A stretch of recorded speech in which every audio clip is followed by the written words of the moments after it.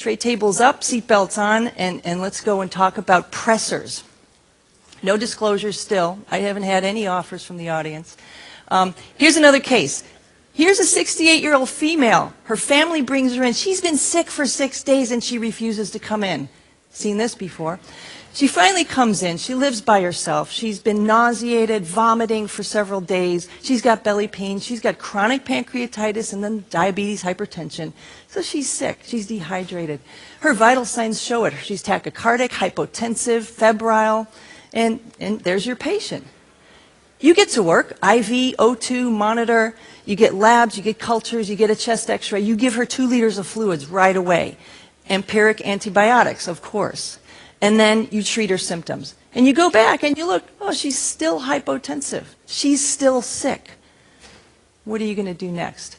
As I put the SIRS and sepsis criteria up so we can refresh our mind on who has SIRS, who has sepsis, who has septic shock, I'd like to remind us that there are many factors in vasodilational shock. There's the vasodilation, there's cardiomyopathy, there's the infection itself, and then there's perfusion. All 4 of those components are attacking the patient, and it's our job to help them, but we have to recognize that there's many different ways we're helping them, and there's many different ways that the septic shock is affecting the patient. That's going to be important as we talk about which pressors we want to use. So in this patient, you're going to get your central access, you're going to put an A line in, and you're going to ask yourself, well, pressors? More fluid? Pressors? What should I do? Which pressor should I use? Should I use dobutamine? And you're going to be asking these questions. The next 30 minutes, I want to take you through what we use, why we use it, and just the tip of the iceberg of the data that's out there. And another important question, should I wait? Should I give fluids or should I give pressors now? So here's our questions. Does pressor use change outcome? What are the endpoints of resuscitation? Which pressors? What's the best one? Should we use vasopressin? Are inotropes beneficial? And really, how important is fluid? Well, I'm going to steal my own thunder and tell you that there's a lot of literature out there. And if you're looking for the best pressor, there is none.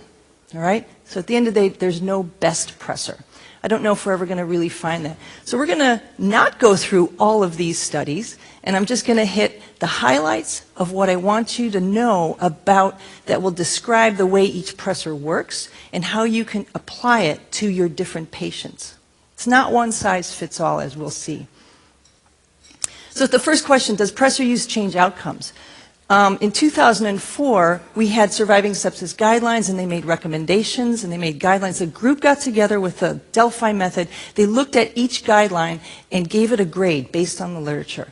The recommendation, or the guideline as vasopressors should be used in fluid-resistant septic shock or life-threatening hypotension before you can get fluids on board, got a grade E. A through E, A is the best, and E's not the best.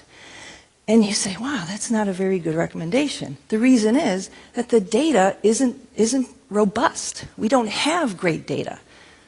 For good reasons. We can't do prospective randomized trials very easily on these patients. So here's their recommendation from the campaign in 2008.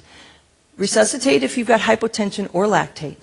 Here's your goals: CVP, MAP, urine output, SVO2, and then if your SVO2 is low, as we know, we continue on to give red blood cells or dobutamine, and then look at all of these recommendations. Oops. There's a lot of different choices to make and a lot of variety and heterogeneity. It is not one size fits all. So what I want to do is walk through these pressors, describe them to you, review them with you, and then look at some of the literature. What about mean arterial pressure for endpoint? Why do we use it? And why do we need an A line?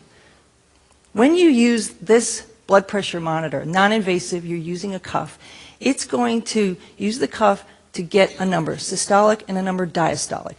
Then it uses those numbers to calculate the mean arterial pressure. This formula, though, was derived with the assumption that the patient has a resting heart rate of 60. Because at a resting heart rate of 60, you're spending 2/3 of the time of the cardiac cycle in diastole. Okay, that's fine.